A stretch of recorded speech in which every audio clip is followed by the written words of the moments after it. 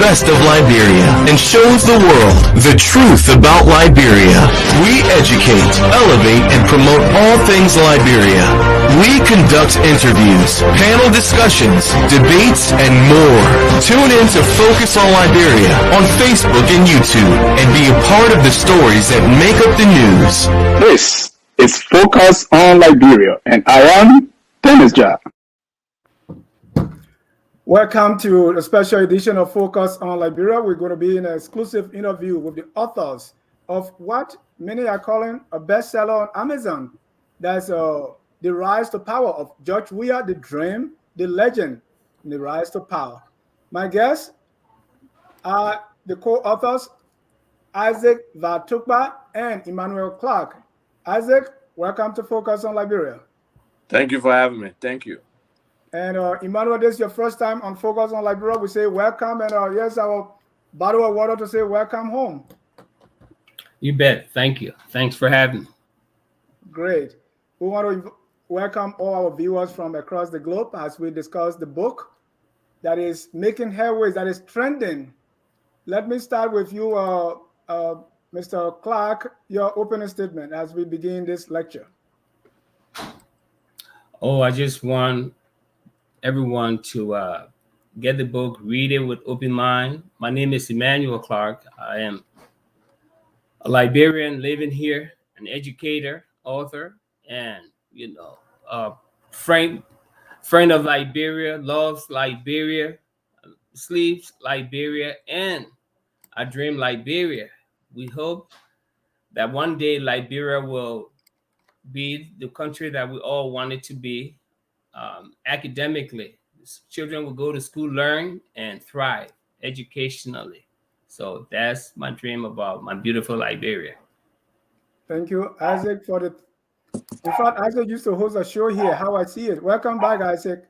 Thank you. Thank you for having me. Great. It's about how I see it, right? So yeah, how I see it. So I'm excited to be here. I believe, this is an opportunity for us to educate our people, especially those who are having misgivings. Like you mentioned earlier, you said it's a controversy. I don't look at it like that. I think this is a teaching opportunity. This is an opportunity for us to look at some of the issues affecting our country, some of the issues affecting our women, our young people, and be able to, deliberate like rational, sensible people on some of these issues and not have knee-jerk emotional reactions.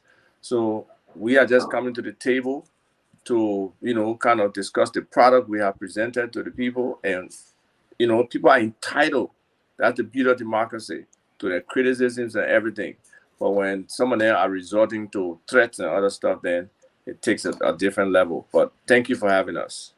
Thank you so much. Let me start by saying, and let me start with you, Emmanuel. What is the purpose of this book? And the book we're talking about is George Weah, The Dream, The Legend, The Rise to Power. What's the purpose? Oh, thank you, Dennis. Dennis, have you read the book? Yes, I did.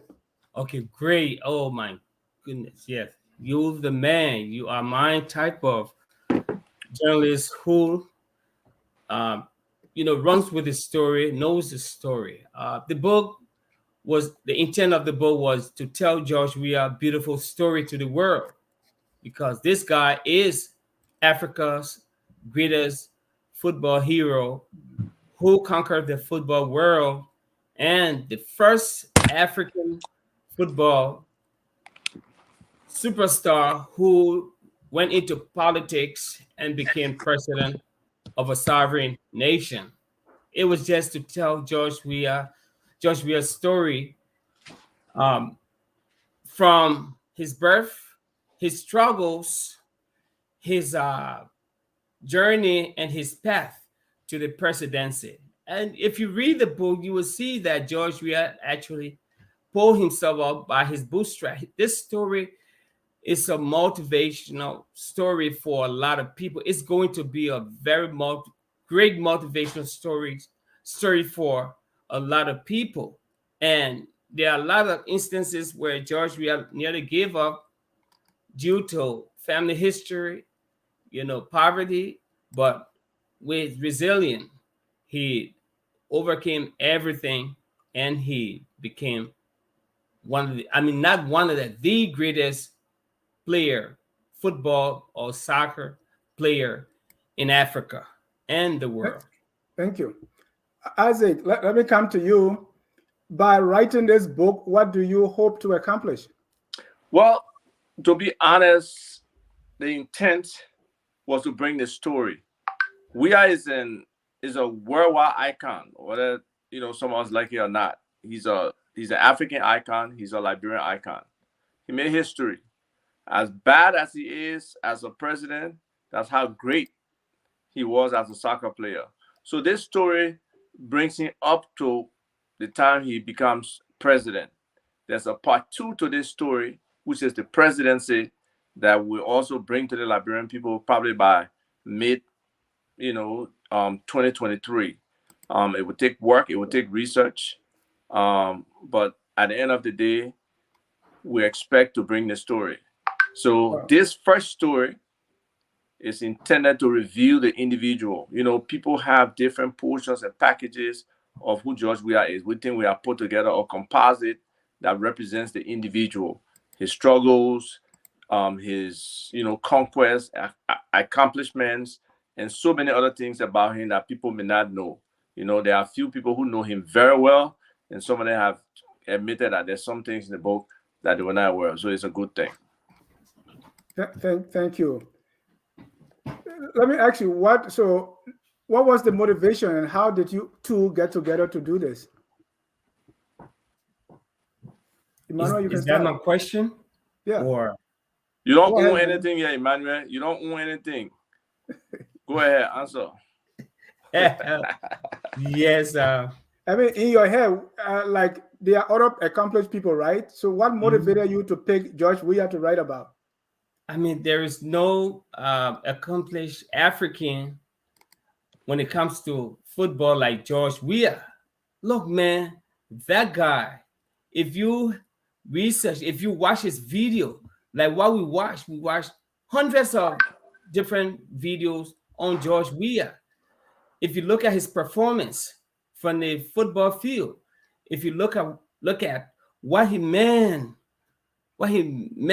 for, to a lot of Liberians during the war. The man was the only good thing that ever came from Liberia. During the Civil War, you cannot take that from him. You see, so it was based on those factors and more that when I was in Liberia 2017, I decided, you know what, this guy, he's onto something. I mean, his likelihood of winning the presidency was not clear. The path was not clear. I was there during the first leg of the election. So I decided, I'm like, I have written so many books, and I think I need to write something about George Weah. It's time to bring George Weah's story to the world. And I started, that was going to be my next question. Like, whose idea was it, and how did the collaboration between you and Isaac get started? Okay, yeah. So once I started gathering materials, researching, I went to the Gibraltar area, George Weah house. I took a couple of pictures there, interviewed people, poke around. I tried reaching George Weah. I couldn't because he has that. He's in a little bubble. If you're not within the group, you cannot. He's unapproachable. They keep it at a distance as mine superstar. So I came back to the U.S. After spending 9 months in Liberia, and the perfect person in who happened to be Mr. Tukpah was the guy I approached. So I shared the idea of the book with him. He's like, "Oh man, the man will be happy when we write this book about him. When we write something." I said, "Okay, but let's try. Since you've been around him, since you know this guy, let's do it and approach him." So we started, and that's how Mr. Tukpah got involved. Okay, Mr. Tukpah, let me go to you. What was the writing process like? Going through it, because I too, my brother and I wrote a book. So what was it like, and how were the tasks apportioned to each of you? It was interactive. There was a lot of research. There were interviews. There were questionnaires. There was sometimes discussion with different people, just to find out what they were thinking. Sometimes the two of us had opportunities to co-interview people.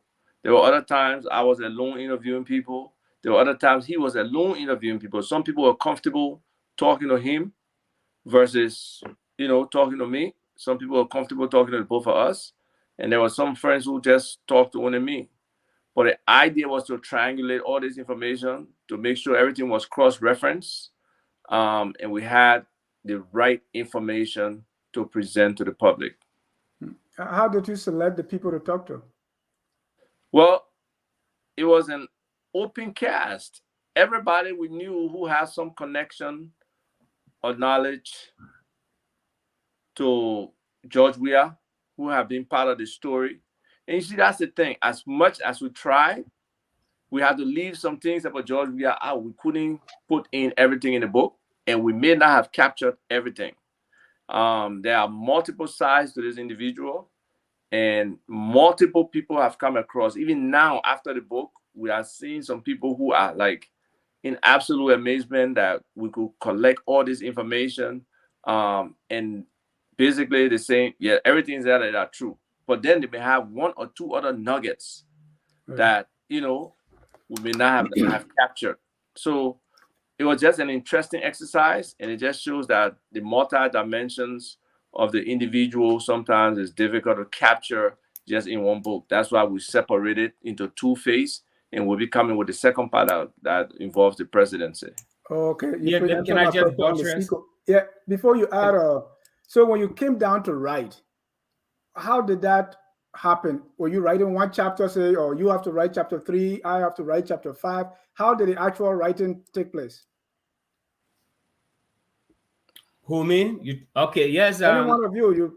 We started, once we gathered the fact, as we do in journalism, we started with the outlines, we fleshed out the outlines, we did our table of contents, we started collaborating. I mean, it was so beautiful because the Google Doc, we had everything in it.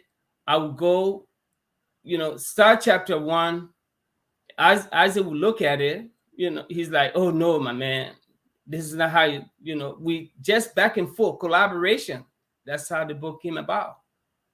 I would add some things there, then he will, subtract it. But what we were doing was tracking changes. Right. If I agree to to whatever change he made, then I would say, okay, yes, resolve it or keep it or reject it. So back and forth. There were times where both in the document, like Google Docs, you can like have live actual interaction while the two of you editing the document, stuff like that. So we have a lot of that going on. There were portions I would rewrite, there were portions he would write, So it was really a participatory effort, and hey, we started 2017. You probably started 2016 a little bit, but we actually started together 2017. So it took a while, and we're doing other things as well. So it took a while to get all of this stuff together. And I read the book, right? So my feeling reading the book is you try to present George Weah as someone who beat the odds, right, to reach where he is. You don't think he beat the odds from where he came from? Yeah, let me finish, and that's what I'm saying. Whether that's what you were trying to do. So and then someone who overcame these adversities because of the following qualities that he have: dream, you said, sacrifice, discipline, and commitment. Am I reading that right? Is that what you try to capture in that book? Yes. If you look at, if you look at George Weah's story, George Weah's story is complex to tell, very complex. It has so many angles you can approach it to, especially somebody being born predisposed to poverty. He was predisposed to poverty, and a lot of obstacles still in his way. He never had a positive role model. He never had the financial support he needed. I mean, one time I heard George Weah saying that he was never born poor, which is not true. His father had a good job, but he never received the adequate support from his father. He had to hustle. Him and his brother used to always hustle together, junior ball. They would go to Freeport to load container ship. He would go on his own hustle. So many things. So his story. So what are you trying to get across about George Weah? Is my assessment correct? From what what are you trying to get across here in the book? Has George Weah someone who overcame adversity? Is that true? Yeah, he overcame some adversities, and some of them, got to him. He's human. That's the key element, that he has successes, he has struggles, he has failures, but overall, he was able to rise to where he rose to, with all the imperfections, But at the end of the day, he's a regular human being. He has some issues that now part of the national discussion, and that's having a loose mouth. And Emmanuel, so at the end, anyone who pick up this book and read it, at the end of reading the book, how do you want them to perceive George Weah? To perceive George Weah in a human fashion. George Weah is not God. George Weah could be them. That's what I want to see. George Weah could be a motivation to so many disenfranchised young men and women in Liberia. So if they can just strive a little harder, push themselves up, stick their chest up and keep going for whatever they believe in, like George Weah did. George Weah wouldn't have become a doctor. He wouldn't have become a lawyer. Even finding his schooling was a challenge. So many people presented so many things about George Weah, but George Weah used football as a means of conquering poverty. And he put time in, and he became the best at it. So, yes, from my perspective, I want the reader to come away with what their own conviction is about the book, right? I don't want to design something just for the reader to come away with. This is a life experience. What aspect do you relate to? Do you relate to the struggle, or do you only relate to the success? For me, it's an example that young people could use. They could use the positive aspects and forget or ignore and not follow or not model the behaviors that are negative as a human being. So it's just important for people to read it with an open mind and come away with their own conclusions. We don't want to guide the conclusions.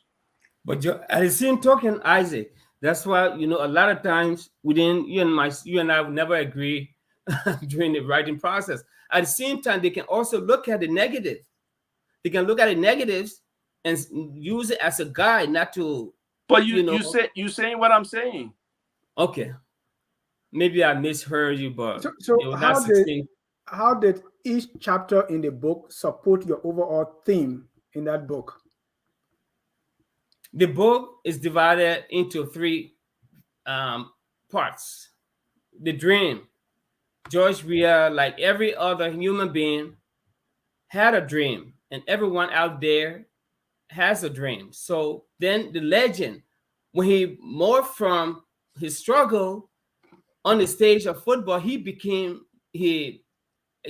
presented himself as a legend. Then the rise to power after retirement, when he went into politics, or as he normally tells people, politics came to him.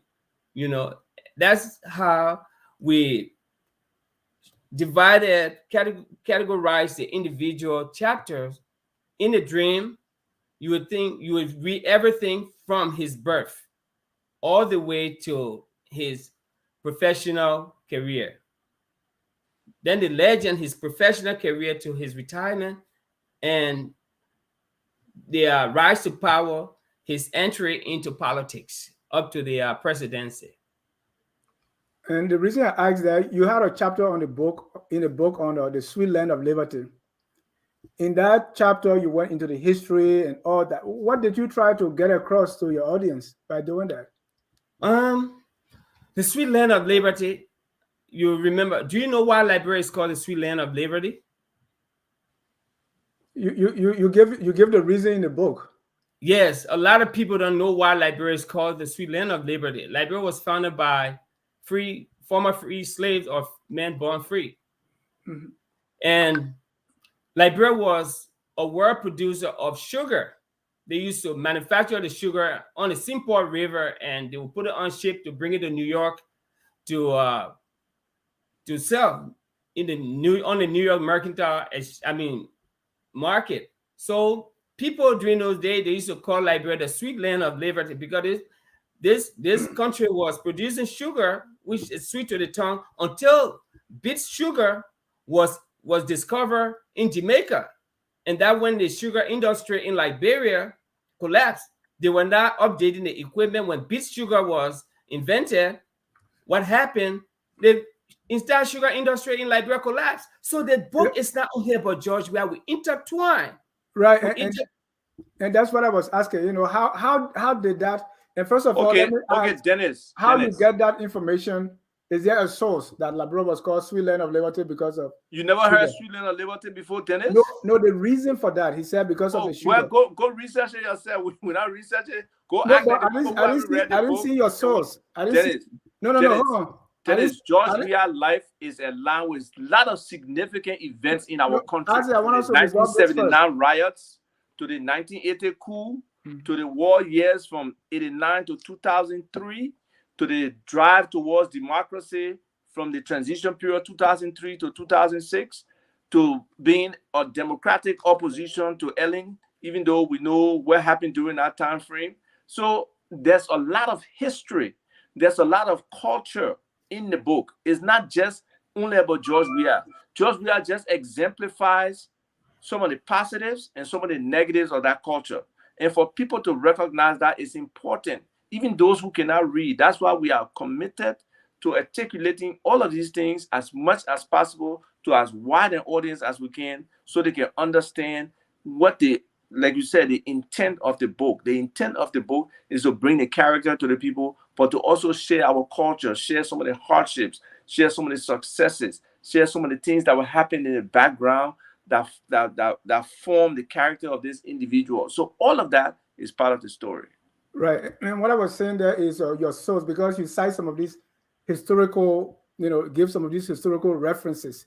Like in the case now about Sweet Land of Liberty because of sugar. I was simply asking, what's your source? It came in a report. We found the source from the University of, I think, Chicago, and several sources. That's where we got I'm so surprised that academics never, gone and have never done a research on a lot of the things, a lot of the names in Liberia. Those names that do not just exist from nowhere. They have significant roots. So when I personally have on that, I'm like, wow, I never knew the root of the Sweet Land of Liberty until I came onto that. Right. No, what I'm saying is because there's a lot of this kind of thing presented in the book, and without any source, without any reference, I'm like, okay, how is he coming up with this conclusion? How is he reaching this thing? How is he trying to tell us that this is why such a thing happened if he's not an expert in that area? I was kind of wondering that. No, I will send you the source and you will read it.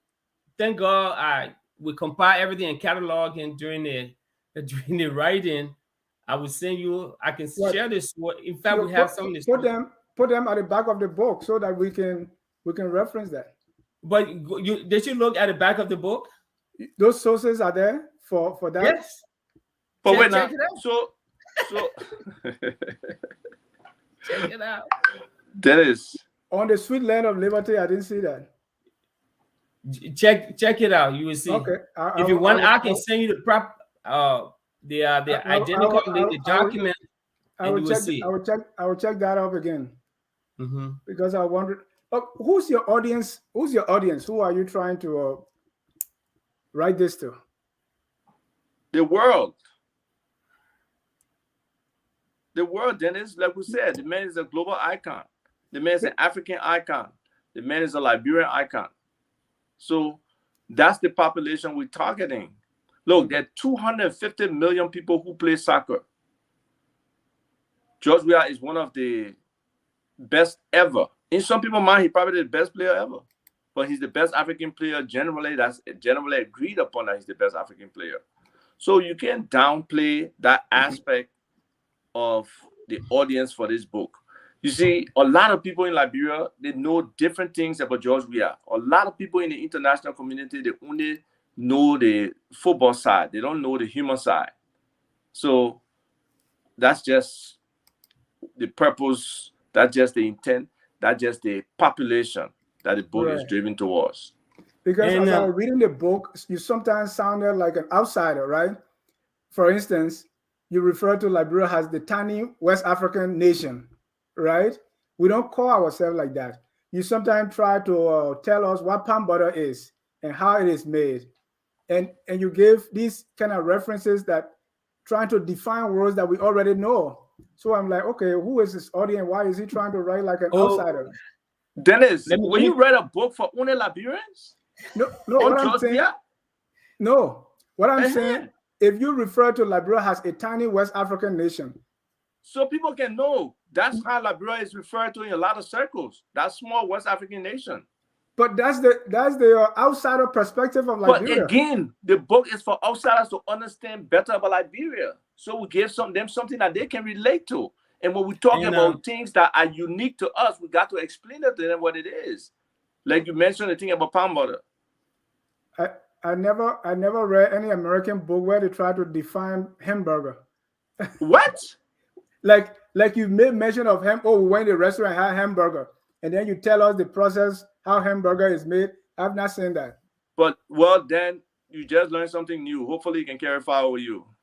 And Dennis, let me just come in. The reason in a lot of academic books, you will find those things that they do in-text definition, parenthetical definition of certain words that might sound foreign. You see it in the newspaper every day. George Weah being a global icon. When I say this book was not only for Liberian audience, it was meant for global audience. And people as far as Australia, Kenya, Tanzania, they have jumped on the book. We're gonna be giving out, releasing the Kindle app. It's gonna be the e-reader. It's gonna be available on e-reader as early as tomorrow. It's gonna be on Kindle. By the end of the week, it's gonna be in Apple Books. So we had to do those give strange words unique to Liberia that are familiar to Liberians. We define it within the book, and just for clarity, you don't want to leave the reader scratching their head. Oh, what is he talking about? Even hamburger is something universal. Palm butter is not universal. Blade is not universal. We talk about blade. We talk about boskini in the book. Those things are not. We had to define those things within the book. Most of the younger generation of Liberians, some of them don't even know something. I'm not sure if they're still playing blade in Liberia or buffet or free kicking, all those things. That's a great point, Emmanuel. When we went to Greece, we're on the beach, and I showed my wife and daughter how to play blade. And a lot of people were laughing, but they didn't know how to play. They didn't know what blade is. So there are some things that are particular and unique to our culture that when we're sharing with other people, we need a little bit of explanation, Dennis. Hopefully you don't mind. All right. Tell me about, and this was very interesting because I've never heard the way you presented the family, George Weah's father, the mother, the siblings, because all along what we have heard is like Weah was the only child and then, abandoned somewhere. So that was very important. Tell me a little bit about that, that part of his as a child with both parents, because I never heard that both parents were ever together. That was an eye-opener for me. Weah did not fall. They didn't fall from the sky. No, I mean for both parents to be involved. That's what I meant. Yes, George Weah was never abandoned by his parents. Never. The reason George Weah wanted, Dennis, man, you're gonna take away from the book. You're gonna no. Hold on, you can't explain the book. Let people go buy the book. I understand Dennis, question, but he's getting the benefit of reading it, but he's trying to give the whole book to other people. People need to understand that. The family, how they were split up at different times. Yes. How the mom had to go to do other things. The dad was doing his thing. The kids were with it. Look, Dennis, people got to read the story. That's what I'm saying. You heard some part, and some people have not heard that part too. So reading the book will give them a better insight into the family. No, I will give you a little synopsis. Let me give you a little synopsis. Okay, tell me a little bit about Auntie Emma. Emma, because Emma, you talking about that? My Emma is a hero, right? So Emma B, you can't mess with Emma B. I want people to see what I read about Emma, that because you describe Emma in such a way that everything George Weah is today is because of her. Yes. To a large extent. Give our listening audience a gist of that. Yeah, my Emma was a little bit over 4 feet. She was, small in stature, and she was like the hero because she was George Weah's grand auntie. Most people, George Weah always told people that his grandma, which, when he lived with her, she was a grandmother figure.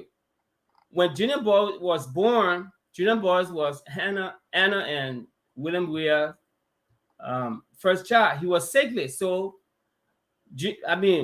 his father being a hustle man, he was the first son. He was the first son, not the first child. Yes, he was the first son. He was the first son for both of them. He was, and second child for Anna, the mother, and William Weah Sr., the father. So since he was sickly, the old lady said, "Okay, bring the boy in the place here, Junior Boy now." So in that process, he was there. He was very sickly. He found it hard to walk. Then within that time, she got pregnant. After a few years, it was about 3 years, she got pregnant, and because according to the family history, when William, the old lady told William not to come in the house while his baby mama was there, but she used to sneak William in the house at night, and in that process, she conceived. So when she got pregnant, she moved out. When she went to Weah, it was when she was in Weah in Nimba County. It's a time between River Cess and Nimba County. So she had a child. She brought a child. Right. William had his own place. They used to go back and forth. Yeah. So when it come to George Weah was walking, and whenever he came to visit his brother, he used to cry. So the old lady said, "Oh, it's like that. Let two of them come and be together." That's how George Weah wound up in Gibraltar, but he was never abandoned and has been attributed by the media, by so many sources. You keep referring to Claratown as ghetto. That's a Western language. Again. What you want him to say? Slum?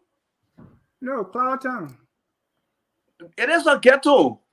Dennis, what are you trying to do? You want to make Claratown a beautiful city? It doesn't have to be beautiful. It doesn't have to be beautiful. Dennis, have you been to Claratown? Because I was just in Claratown the other day. Oh yes, I was. The last time I was in Claratown was 2017. Oh, that was full. When I was ghetto then, by definition. No, I don't believe so. Okay, it's the best city in the world. Dennis. No, you don't. It doesn't have to be the best. No, it's the best city in the world. Because you're trying to be funny. Seriously. No, I'm not being funny. Yeah. It's because most of the language that we use in these books are language that the West use on us. So when we are describing our own areas and calling them ghettos and slum dwellers, these are regular places that people live, that they don't have to. Dennis, we are in a decadent society. We are in a society that is extremely poor. This book brings on some of that poverty. The level of poverty in Liberia is extreme, Dennis. You may not want to accept it. You may think it's a Western illusion, but it's not. It's reality. People wake up in the morning, they don't know what they're eating, Dennis. They don't know how to start in a day according to the regular expression. They don't know. Let's go to the man Judge Weah, right? While reading the book, I see that you made a lot of excuses for Judge Weah when you kind of amplify or give him high marks in areas that he was doing well, and areas where he was not doing so well, you kind of made excuses. And I'll give you a few examples. When he came from playing football, he was hungry. So when he came from playing football and hungry, he stole food, for which his grandma beat him. He said, and you kind of try to say, well, he was hungry, he came playing football and there was nothing to eat. When his grades dropped in elementary school, you justify or you made an excuse that because he was traveling here and there, he was not able to do this. When his mom told him, do not swim in this place, he swam there. He said, well, everybody else was doing it. Why are you trying to justify some of the bad actions, Emmanuel and Isaac? What do you mean? I mean, it's not justification of any action. It's just reason for his actions. Sometimes you gotta go into the minds of the character, especially sometimes when some of your own experience relates to that.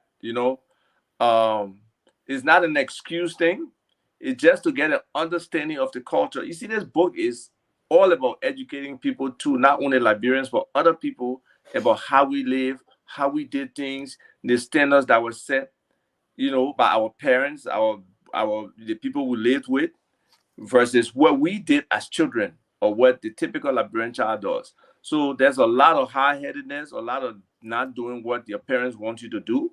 Right. So I don't think it's excuses per se, but it just telling you the situation that existed at the time. It was not unique to that one individual to play high or to go do Balantin. No, it was not. Right, but Emmanuel, you can add to that. What I think is just tell us what happened, but if you give reason why it's happening, then it's like you are entering Judge Weah's mind, which you never did. I'm not. Those are explanations based on questionnaire we sent to family members, people that grew up in the house. That's why when they asked him, that's what he said. When he comes like that, sometimes somebody will eat his food. Sometimes George wouldn't eat whom. He would go around the struggle community or Zing camp or Shaolin Temple. He would go there and hang out with the crowd. He would hang out with the crowd and, just to cook midnight chew, every one of us. But when he couldn't find it, he would do what he had to do. So we didn't come up with that. We didn't give excuses. We gave the question. The president, sometimes he did it because XYZ. As a writer, I don't write what is not true. We write based on the noon. As a writer, if you are not presenting us what happened and you are telling us why it happened, then it's like you are kind of crossing the line. Okay, no. I told you what happened. I told you what happened. We crossed the line. And we crossed the line. What line? No, Dennis. No. Hold on 1 second. Yeah. Is that imagine? Isaac, you're freezing? Okay, I'll take it from that. You didn't cross the line. I'm with Dennis Jah. Dennis, there is no line yet. You may have your perception of how a book should be written, and you're an author, so you wrote your book that way. With us, we give it flavor. We want people to understand context and to understand what's happening. So going beyond, that, I think you can say it's stylistic. I think we can move on to another topic. No, the reason that is very important to me because we see the same thing happening. Dennis, I may have to hang up because Lola, I'm on this mute thing again. When the call came through, for some reason, you have to put your phone on do not disturb.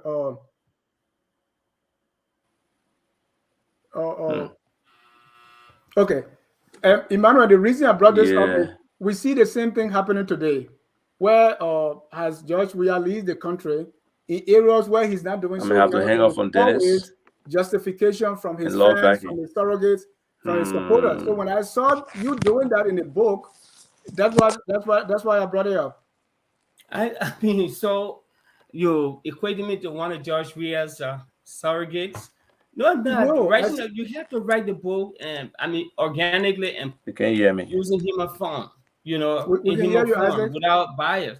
George, if George Weah had come forward because we gave him, we'll show you the letter. We gave him chances, so many chances, to come forward to verify some of the information sources. People were in that house, that crowded house. They would tell that those were some of his excuses, and we just recorded it verbatim. We just recorded it. You know, when he goes to swim, Emma would say, "Don't go swim." That's it. So even when his grades goes down, my Emma said, "School first." I mean, school first and football second. What Donald He would Trump go referred to and Liberia as? go out we of gotta town be with the real. team, and Our his country grades needs come down. serious And development. All yes, Liberians need to really come together to get all to right. grips with what the situation is in Liberia. It is horrible. The infrastructure-wise is horrible. The conditions people live in, horrible. The conditions people work in, horrible. Mr. Tukpah. Why we can face it? The situation where our women, horrible. Men talk any kind of way about women. Men abuse women. The sexual and gender-based violence is huge. Even growing up, and we'll come to that. in my community, all kind of men need to flog their wives. Why? Why? It can be a discussion. It can be an issue. It can be a family thing. It just got to be about domination and physical violence. And since after the war, it's worse. Everybody is flogging everybody because you got to show dominance. You got to show physical supremacy over somebody that you can dominate them. That's the reality. So right. we must face the truth. In part of the book too, I don't know where ghetto is. I was living in Black Bam beginning. Isaac. You see, that's the thing. Most of your things, you got the monopoly on what Liberia is. No. Isaac, can you hear me? Eddie, I feel sorry for you, man. Isaac, can you hear me? I feel very, very sorry. All right. He was. In the book, you did not interview George Weah himself. You stated. No. But sometimes it's like you was in his mind, and I give you some examples where it's like it's George Weah himself talking, like when he was on, for instance, he's playing football and he see a plane passing and he stop and look at the plane and say, "Oh, one day I may be in that plane." So those were George Weah thoughts. Did he share them with anybody that you? Yes, he shared a lot of thoughts with some of the people we interviewed, people, his childhood friends in that Gibraltar. He shared it with them. They said the man would just sit down and say, "Man, he wants to be, he's going to own his own plane." I mean, the man, he wanted to come to America to join the Marine. He wanted to be a U.S. Marine. He wanted to be a pastor. That George Weah pastoring business, it started from Ma Emma's house. She had a little prayer, you know. Yes, it started way back. People shared all these intimate details with us during the research, and we collected, we captured everything. You also presented George Weah like he played football to get rich. Let me put it that way, or to be successful. Is that a true assessment? Like he really knew what he was doing, because playing soccer was not unique. Whatever he was doing was, I could relate to that. I was doing that in Sino. Other people, West Point, Newtown, Clay Street, everybody was doing the same thing. What was different about George Weah? Because George Weah he according to the people that he played football with, Joe Nambi, Philip Camon, which was a good childhood friend of George Weah in the Gibraltar area, and other people, even Boy Cooper before he died, Dinosaur died. We also spoke with Dinosaur, Boy Cooper. He gave me a lot of information about George Weah, which detail in the book. He always looked at magazine and saw great players like Pelé, Joran Cruyff, Frank Beckenbauer, and all those guys. And he said, you look at the flamboyant life, he used to really admire John Travolta. In fact, they used to call him Travolta from the way he played on the field. So he had his sight, because in life sometimes, as a person, you cannot become what you do not see. That's why psychologists will tell you a child cannot become what they do not see. So George Weah, with those visual images he created in his mind, he used football to attract into his life the very thing the picture he has formed of himself. And the only way to get out of Gibraltar was football. And that's the result, the end result we're seeing today. I'm back. Thank you. The reason I asked that is what George Weah was doing in Claratown was no different than others were doing in West Point, Newtown, Logantown, Barnesville, and all over the place. But you presented him like he really knew that he was playing this football in order to be a successful and rich man one day. Not what that, no, we didn't insinuate that. We said he wanted to play football for the best. There were other great players that played the game, but how successful they became. People say Salazar played better than George Weah, but George Weah was disciplined. He was committed. He made a sacrifice. Sometimes on the football field, while his friends were talking about women, George Weah would evade and he would go and kick balls. So, I mean, he had an end in mind. Guess what? The other interview we saw, George Weah said he knew that the only way to get out of the ghetto, he called Gibraltar ghetto. We didn't call Gibraltar ghetto. He called it slums ghetto himself. He said was if he played football good, he was going to get play for IE or Barrow or one of the national teams. So he knew what he was going. So those things we put in the book, they were based on interview. George Weah interview. Thank you. Ladies and gentlemen, if you are just joining us, this is Focus on Liberia. We are in an exclusive interview with the authors of George Weah, The Dream, the Legend, The Rise to Power. I have Mr. Isaac Tukpah, co-author, and Emmanuel Clarke, another co-author. You interpreted the name Mane as meaning first to come. Where did you get that from? My crew didn't tell me that.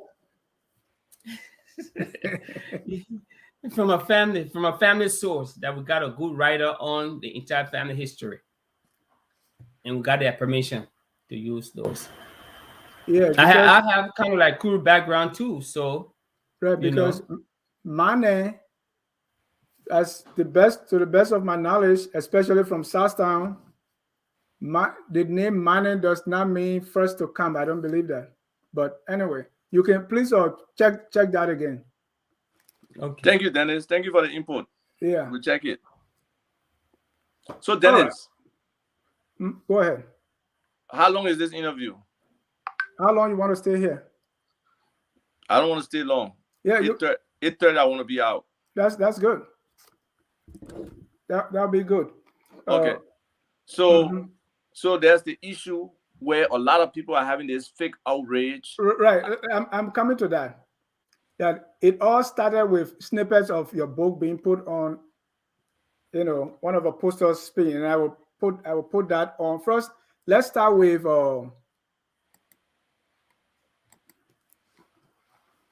want to start with this one that was posted by Mr. Henry Costa on January 31. It reads, Early Childhood and Family History. That's the chapter. It says, after being raped by Mr. Jimmy Pennell, a medical practitioner in Bui and Dor in Nimba County at age 13, and conceiving her first child at age 14, Hannah Mane Kwiwo gave birth to George Weah in Ganta, Nimba County, following the birth of her second child, William Weah Jr. And here is how Mr. Costa presented it. Wow. Isaac Tukpah, you even went to as far about Weah being a product of rape and on and on. But again, Dennis, hold on, Isaac. that was a spin.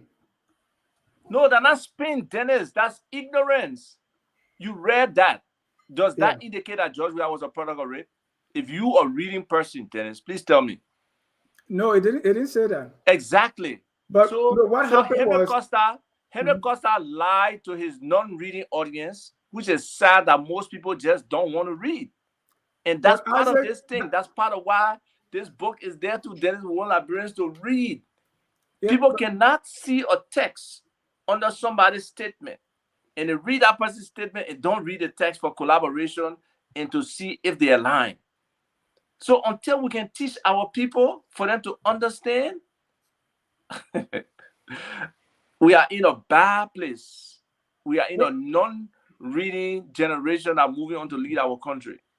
The only thing we can leave with them is these kind of information, these kind of examples, so that they can enlighten their minds and they can make an effort to be competitive with the rest of the people in the world. Look, Dennis, well, Isaac, yeah. do you hold yourself responsible for that particular area not being too clear, and that's why he was able to put a spin on it? Why is not clear? Emmanuel, what do you think? Do you think you were clear enough? Is it not clear? Is it not clear enough for you? Is it convoluted?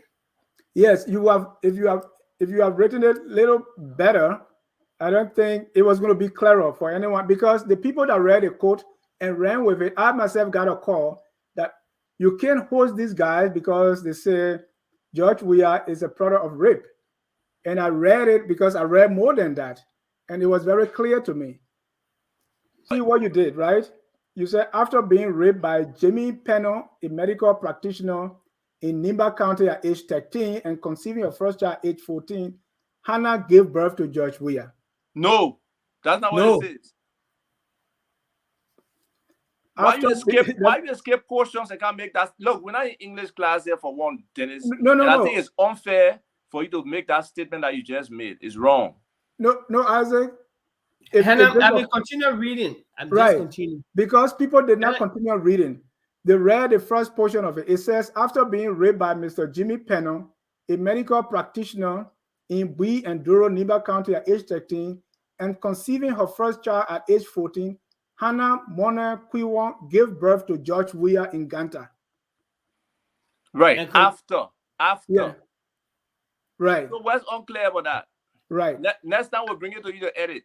Right. So if you, because George Weah was not even the second, George Weah was the third. So that's why they saw this first line, and if they read further down, you will see the clarity that after the first child who was out of rape is a girl, then they have William, then they have Weah. So I was trying to see, why do you think he was able to put the spin on it and succeed? I don't know that he succeeded. It just demonstrates the lack of reading ability and his own limitations. You know, Costa has low emotional intelligence. I'm sorry. And soon he sees something, he runs with it. That's what happens with people who have low emotional intelligence. At the same token, people need to start reading with comprehension, man. Costa is there. I mean, he's like a little brother. He's telling people that I'm calling him. I'm sorry. Every time my phone rings, he's telling people that I'm going. You guys can get me, but that I'm going. I'm calling him, trying to call to go on his show. I'm not. You know, I respect Costa. He's a little brother. You know, if he wants to talk to me, he's free. He can have my number, but you know, he needs to read with a little bit of comprehension. Just read further down. Don't take a little snippet and just misinform the people of something. What do you think was the intention? His intention was to promote, I don't know, to demote the book. Instead, it turned the other way, that the book, just with his intent, the law of unintended consequence, made the book popular and made #1 bestseller in the world that day, last week. If you were to rewrite this book, is there anything that you will reword or take out or add, especially with reference to chapter 13? No, I stand behind what I wrote, and you don't want to water somebody else's quote, then you will be misquoting them. You can paraphrase it. We substituted a noun with another noun that people still have problem with. So I don't know how. I'm not apologetic for what I wrote. I'm going to stand behind what is written. Isaac is not going to apologize for what he wrote.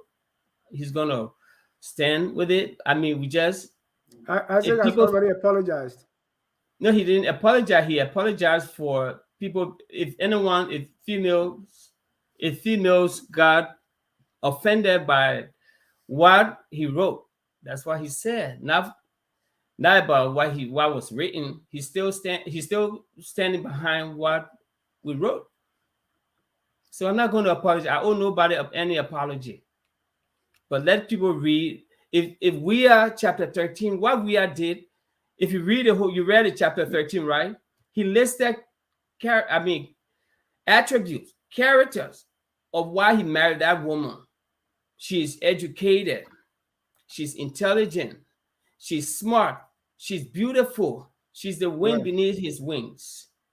And the other one, and one of the main reasons he married her, besides her family values and other things, is because of the word. I mean, we described it was even worse than that when we just try to water it down with vaginal tightness in her bedroom performance.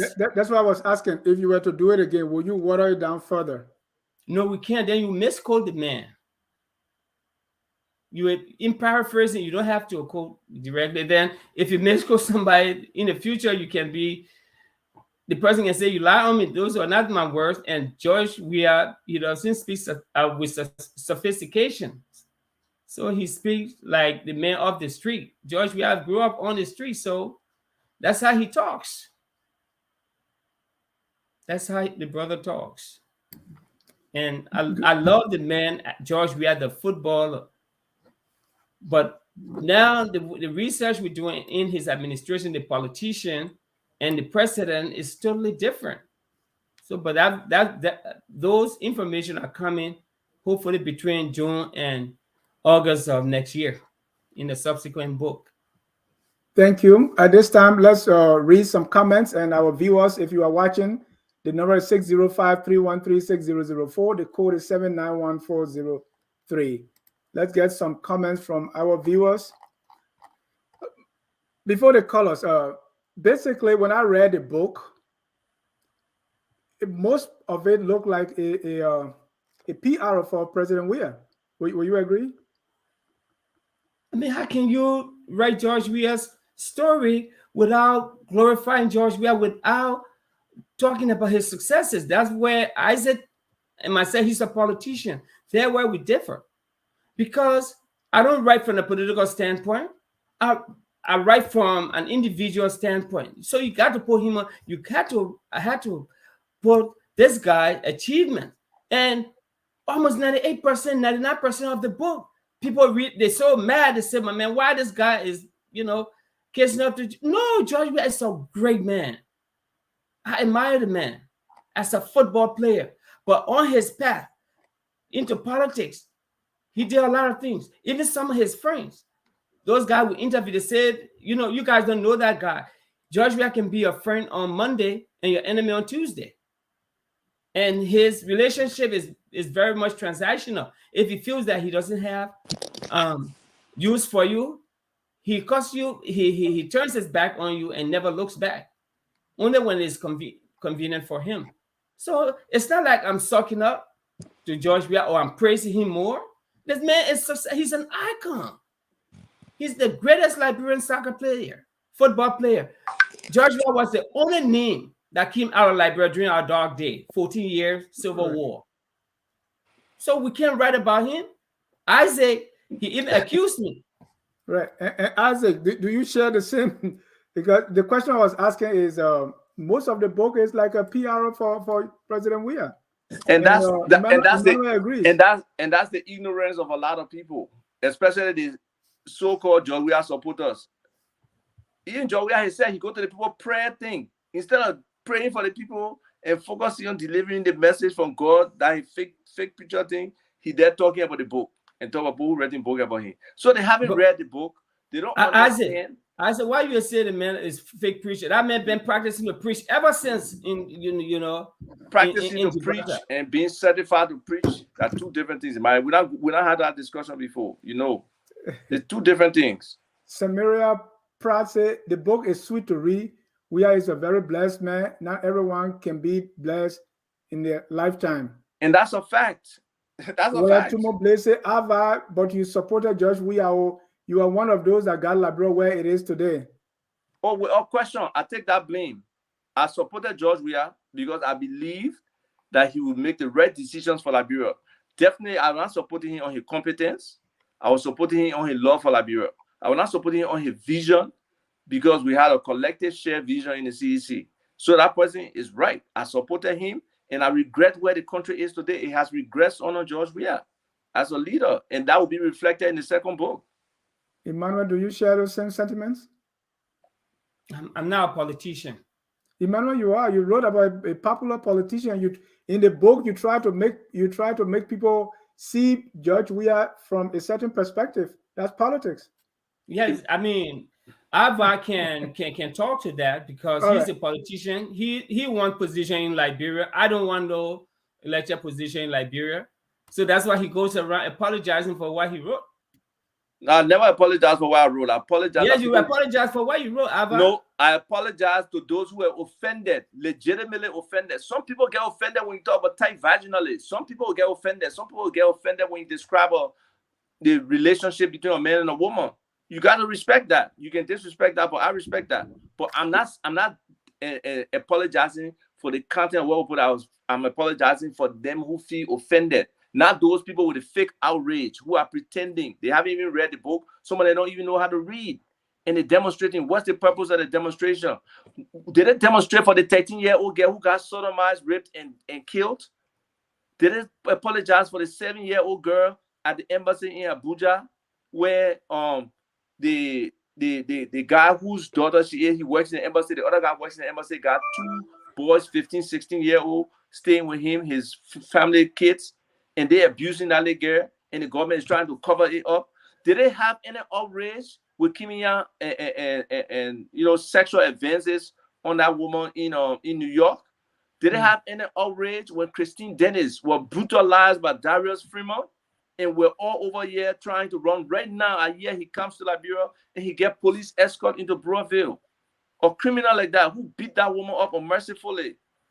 What about the representative who impregnated a little girl and the little girl went and disappeared and hit the girl? What is outrage? What is the outrage for sex in schools, for grades? What is the outrage for sex for jobs? What Malu said, Joe Weah has sex with all the women that he appointing. Right. Where's the outrage? He said our liquor talk. Maybe you guys could say that liquor talk. Most time when people drunk, whatever they say is the real thing. But Malu, when I'm drunk. So I wonder if you said that liquor book, you were going to get a pass. No, but I don't drink. Nobody trying to get a pass here. Dennis, no. I don't drink. But Dennis, seriously, Dennis. Joe Moyu said, mentioning the bedroom exploits of Weah and his wife and describing his girlfriend, now the first lady, private parts were reckless and indefensible. Seems like the authors had no idea of the concept of self-censorship. Tell that particular individual to be quiet. That other man, he was stools for Elena, he was stools for George Weah. So people coming with political lenses to this thing and we deal with them accordingly. We'll not just take everything without a grain of salt. No, we'll take some things with a grain of salt. Let me bring on our first caller. That's Robert Glickman Gagwa Jr. Robert, you live. Thank you, Dennis. I appreciate you for the interview. I've been listening, and I would like to say hello to Tukpah. Ava is a big brother who I respect tremendously, and I have private conversations with him. Now, I think I've expressed my disappointment in just how poorly this book was written, and whether or not Ava, his co-author, wants to admit that. We've got to be honest. There are many things beyond chapter 13 that could have been written better. But let me just ask 2 questions, if I may. Yeah, quickly. I find nothing wrong with trying to tell the story of such an icon in world football. But Ava and Emmanuel, could you elaborate on whether or not you exhausted any efforts in trying to reach out to the man whose story you so badly wanted to bring to the world, to have afforded readers a first-hand insight into the life of the legend? And if you did, were you given the go-ahead? Were there any exclusive interview given to you from either Weah, his children, or Assembly? One would assume that these people know the man better. They've been with him. By the way, were there any interview given to you from his wife? I mean, no one knows Weah better than his wife, right? Thank you, Robert. We got 2 minute callers. One last question to Emmanuel. In his intro, though, I found it very interesting that he described himself as an educator. And when you are writing a book, I just want you to elaborate or expand on your thought process, objectives, or start as an author in constructing the infamous chapter 13. Would you, if you want to write about such an icon, you would want a book to live as long as generations to come, would you feel comfortable with our unborn babies who may be inspired by George Weah stories, who live in slums in Liberia? Are you comfortable with a 13-year-old or 10-year-old reading such a book? Thank you, Robert. Thank you. Please jot that down. Let's take another caller here, and that will be Opa Ansu Dualo. Opa, you live? Hey, John, thank you. I'll say, guys, great book. I really want to appreciate you guys. I just got a simple point to make. Look, the hypocrisy in our country, it hurts me to my core. This is a book. You can read the book, and I love what Isaac said. Go ahead and buy the book, and John, don't give us too much on the book. People have to read. If this book is going to start a reading culture in Liberia, it's good for our democracy. Look, this man is president. If you read about the president, it's something we should encourage. If you don't like the language, go somewhere else. The people have to understand what's happening in the country. So it's something that should anger us. It doesn't. Our entire society is being zoberized. This is not angering anybody. Children are being raped, and you are worried about a book that is being described in this totality. What was said? You guys have to stop this lunacy. Gentlemen, thank you for reading this book. Let our people buy this book, and I hope these authors make some money so they can read more books about Liberia. Thank you so much, gentlemen. Opa, before you go, you say our society has been zogorized? Our society is being zogorized. Thank you. Let me take the next caller. Mr. Kesali Dobo. Yes, sir. Mr. John. Yeah, quickly, 1 minute. Yeah, thank you very much, and thanks to Isaac and Emmanuel. But what I don't understand about us Liberians is that I don't see any reason why we're giving too much attention to this book. I really don't see it. Like Duane just said, there are a lot of things going on in our country that require our attention. The last time, I think it was 2020 when the general minister spoke, according to her, we have over 1,000 rape cases on the docket that have never had any attention to. People's children are being raped. Our future generation is being destroyed with no attention. People are being murdered. Corruption is at the highest increase in Liberia. Insecurity in Liberia is at its highest peak under a civilian government. I think these are some of the things that should be raising our anger. But instead of waking up to these things, we are living in what are we living in of Liberia? Things that we don't move up, we don't get bothered by that. But we are getting bothered by both. How about we go and protest for our future generation that are being destroyed every day in the country? How about we go and protest about the Zogo? But Kesali, giving $5,000 every day by the government. Kesali, that's where our attention should be instead of prioritizing books. Yes, sir. Why can't we do all of the above? We can do all those things and still talk about the book, right? And still be outraged. What's wrong with that? What happened is that, this is the problem, right? I think we are giving more of our attention to the book than it deserves. The attention that we are giving to this book should be given to the underlying cause that I just made. Thank you. The rape cases, the armed robbery, the corruption, and all of those things. And the entire future of our country is being destroyed by rape. Thank you, Kesali. Thank you. Thank you. And Isaac and Emmanuel, please take notes. Let me get this wireless caller. Caller, your name and where you calling from? Hello, my name is Jerusha Roberts, and I'm calling from Dover, Delaware. All right, Jerusha, thank you for coming. Just to make a point, what my brother said, that Kevin Costa was trying to downgrade the book. I don't think so. I don't think that what he meant to do, because it was through that broadcast when Emmanuel made, and people started to buy the book more. I haven't read the book, but I heard about the content in the book, and which, of course, I liked. But what people forgetting, instead of blaming the president for opening his big mouth to tell a friend, people talk about their wives and their husband all the time. Okay? Weah went, nobody blaming him for discussing his wife. Right. People read books all the time. We live in the United States. People read books about presidents. Right. About people all the time. I never saw anybody taking somebody to court. Even if they took them to court. Jerusha. Here's what they are saying. They said Isaac was very close to the president, to Judge Weah. And so it is possible that Judge Weah confided in him this information.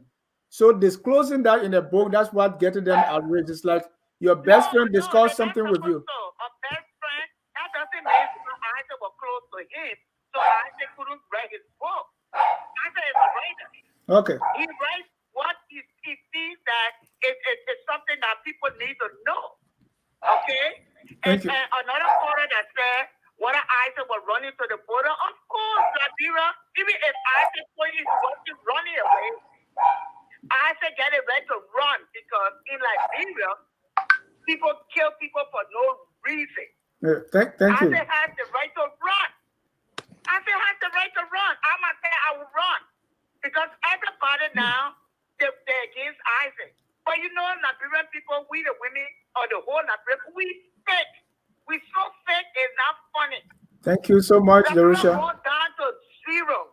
Thank you. And they blaming, they're talking about book. Thank you. Isaac got a right to write a book, man. Thank you. And let me come to you, my guest, before I go back to the line again. Isaac, and this question to you, that you work with Judge Weah, very close. How much of the book contains information you provided? None. What you use as a sounding board against which those things were cross-checked to make sure that they are true or not? Obviously, I try to cross-check as much as I could, but it was based on interviews, it was based on research, it was based on like questionnaires. So it was very thorough. There was cross-references. Several people had to be consistent in terms of triangulating the information to make sure that we had the correct information. There were many things I didn't know myself, you know. Right. But for the things you knew. And then it stopped trying to give excuses for people. The threats that people are making is not about, you know, me and George, I ain't got no like boys code. We never discussed women. No, he never discussed that with me. That was not something I encouraged or something we had discussion about. We're not like that.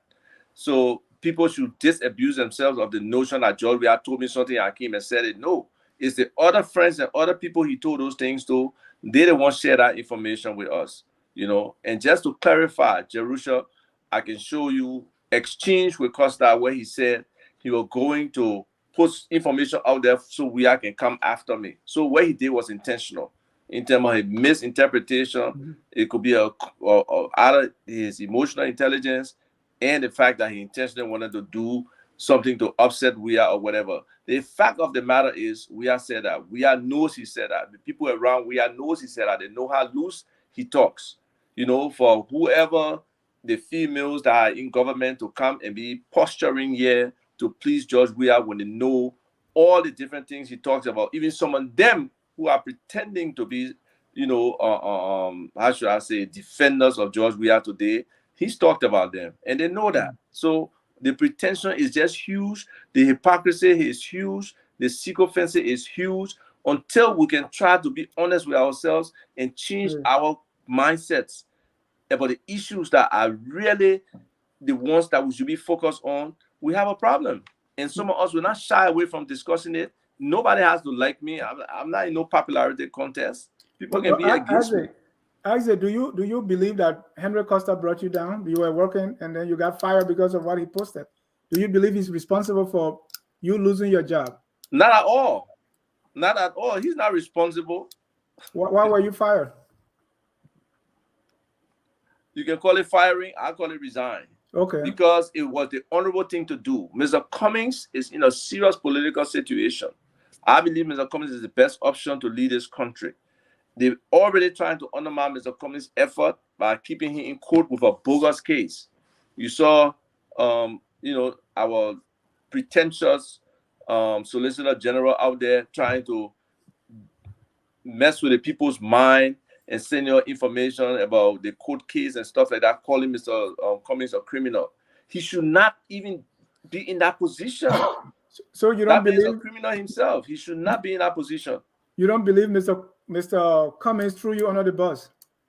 No, Mr. Cummings did not throw me under the bus. I think you can't focus on your chief of staff having potential a court case or going through all negatives and you being blamed for it. Mr. Cummings, we started writing the book 2017. Mr. Cummings had nothing to do with this book. Yeah, he's not working for Mr. Cummings. Do you know if he ever read the book? Thank you. Let me come right there, Mr. Read the book. Okay. Thank you. So Mr. Cummings acted like every other politician, Yombi Kanga, Joseph Boakai, what's the name? Vice President. You're not politician, but you're calling all the politicians and you. What? So I think they're Liberians. So I mean, Mr. Cummings, before taking that action, for George Weah security forces to go kidnap you and drove you to the border to cook up charges against you that night, I don't think it was the most expedient thing to do, to have even asked you to resign or fire you or whatever it was that. Why? Without having read the book. Joseph Boakai came with an attack on the book. He hasn't read it. None of them in Liberia over there have read the book besides the snippet. So Cummings, he acted like some of the other politicians, just listening, caving into pressure. I mean, Isaac Alva, you're a politician, man. So that's how I see it from the non-political standpoint. Maybe let me bring you another caller here. Oliver Zodua. Oliver, you're live. Yeah, thank you for having me. Can you hear me? Yes, please. 1 minute. We have 2 minute callers. Yeah, thank you so much, Emmanuel. I really applaud your speech. I know I'm not a good speaker, so no credit me on that. Mr. Ashley, thank you guys so much for writing the book. Emmanuel, as far as I'm concerned from where you're speaking from, I know you mean well for this book. And it was not anything to disrespect anyone or anybody in this story. Mr. Ashley just what the same thing. The last time Mr. Dad had a program, but I was not able to participate, and he read a proverb about the virtual woman, blah, blah, blah, which is, he knows about that. And then I was just listening to him before the program started. I wanted it to come up. Then I said to myself, what's about Solomon? When you check the book of Solomon, the son of Solomon, when Solomon was praising the women and talking about everything but the women, nobody complained about it. But meanwhile, when somebody started to tell a story, at least I can say one of the brothers, the two brothers were able to tell a story that moral. Even as a filmmaker, if I'm able to film it, I can put that part in that can make the story to be unique. Because most of the time people read a book and they only talk about the good thing about people, but they don't talk about the negative thing about what happened. Even if someone down with something to be negative, but to me, I see that particular part is something that I think is important to all the brothers and sisters. Thank you. Now, we look at all the wins. It's just some. Thank you, Oliver. Everybody coming to say Africa and Emmanuel was the first person I ever read about. I said maybe to say only I said they want to tell me only Liberian literature or Liberian book that the first person ever wrote something like that. But instead, for the book of Solomon, son of Solomon, you see about Solomon praising women and discussing women about it. Thank you. For Mr. Isaac, I see that he was being very narcissistic, angry when he wrote that book, and he's talking about apologizing. Yes, I see that. That's how I see it. But I see Emmanuel very well for this book. So thank you for having me. Thank you. And Isaac, this is another thing, right? It's like the hullabaloo surrounding the book came up because of you. If you were not in politics, because I interview people here and they say we don't even know Clarke. We don't even have time. But They they were may going after you not because of- popular. They may not popular. Yeah, you and myself, are we in popularity contest? but they were going after you because you were with the ANC and Mr. Cummings. But guess what, Dennis? Look, let me make it clear, Dennis. Not being chief of staff of Mr. Cummings frees me up to really deal with the issues in this country. They can't attribute anything I say to Mr. Cummings. I can actually go against every stupid policy the government comes with. Every corrupt act, I can challenge it and say something about it. The degradation in our society, the decadence in our society, I can attack those things. I can take on any issue I want to as an individual, as a regular citizen. And I want to make it clear, I'm still a member of the ANC. I support the ideas of the ANC. I was going to ask that. Yes, without question. You know, but people, you see, Dennis, that's another thing about our culture. Dennis, people take jobs. I don't know, because many are not competent. Many don't have the alternatives. So they take a job like it's going to be like your power farm. No. Working for Mr. Cummings was a great experience, but it doesn't limit me. It's not the extent of my own personal experience and my exposure as an individual. I came to that job with so many qualities and so many positives. That's why I was identified for the job. Yes, this is a distraction to Mr. Cummings, and I wish it didn't have to happen. But I was also involved writing this book from 2017 to present when I took the job. So yes, I apologize to Mr. Cummings for maybe the distraction or the embarrassment, because he already has a court case. He has a campaign to run. So I don't need to affect him like that. And for Emmanuel here to be saying it, if something would happen right now and you had to remove me as an author because you're the primary author on the book, you would not hesitate to do it, Emmanuel. It's a business decision. So let's be honest here. Mr. Yeah. Let me just talk to that, Dennis, before you bring the guests in. After the book broke, I received several calls from Liberian government officials. Some of them begged me to move Isaac Tukpah's name from the book. I said, but why is this guy named poisonous? They said, my man, you know the president don't like that, but I don't care the content of the book. Just remove Isaac Tukpah's name from the book. I said, but I can't do it. Some of them asked me, how much you want, at least not to put this book on the market. If I was a greedy politician, some of them said, okay, they'll give you 1.5 million. Some said 2 million. I said, you know what? I can't be sold. Who promised that money, Emmanuel? Liberian government officials. Specifically, who did? The man working. Don't be a friend. Of course, that would be deniability. But I know that before the book came out, I told Ava, I said, look, Ava, this thing gonna bring your name on this book is gonna bring Firestone. And Ava, being a hard-headed person, I told him, we went back and forth. Do you want your name to be? He said, my man, we've been writing this book before I started this job. And he said, you know what? My man, don't move my name. Let my name stay there. So, and when it came, they started reaching out to me. And as a look at your ANC people got me in Alberta say, Jai is looking forward to hearing Isaac saying I'm not part of ANC. But that's a fact. That's what many people want. That I'm not a part of ANC.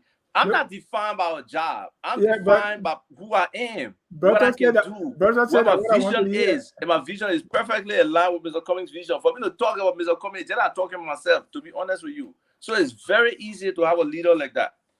Thank you. Let me bring in Daniel Mayon. Daniel, you're live. 1 minute, please. Oh, yeah.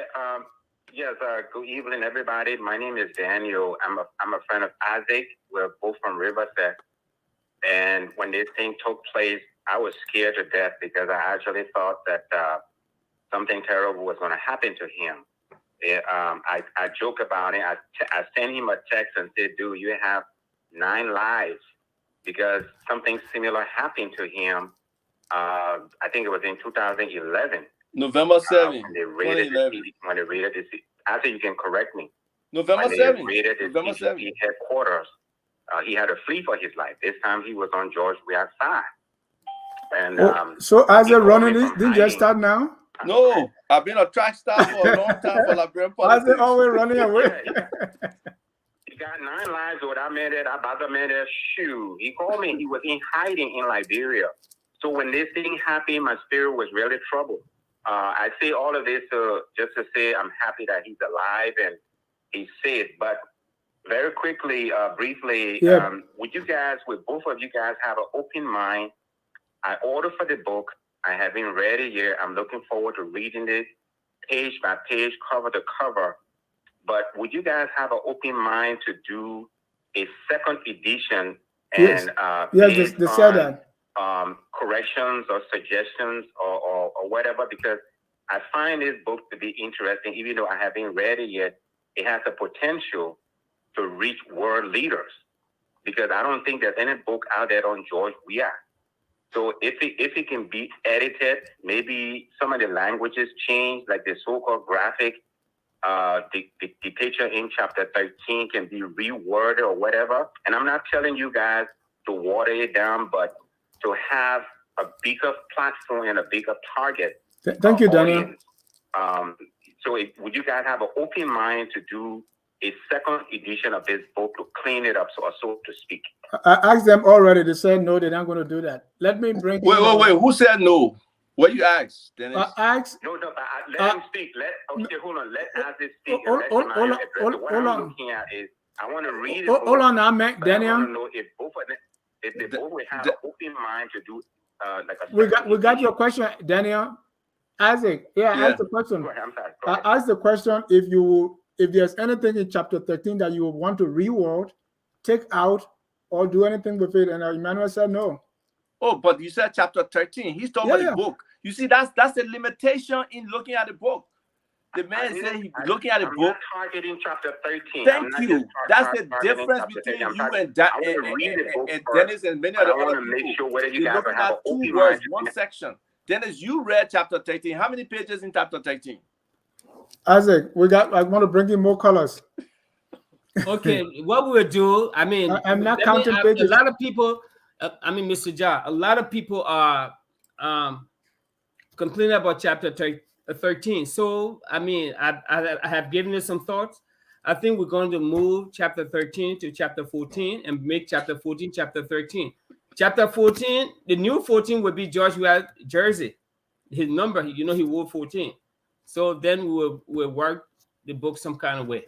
Thank you. Let me bring Stop you one making more a promise that you won't keep, but we take I'm just under consideration. We take these suggestions. Look, Dennis, I believe a lot of people mean well. Even some of the people who are upset, like beyond their minds, it's just an emotional response. I understand the love George Weah. But Isaac, that line you can write it in so many ways. Why somebody sent me a message that Dennis, they said you can write that 3,000 different ways. I haven't sent me one. They stay send it yet. One different way. But you are right. We are able to articulate in so many different ways that particular thing. But those words. Because what is important here? What is important is the message you're trying to get across. So, but that chapter is not the message. That's what I'm trying to make. The message in that chapter more than that.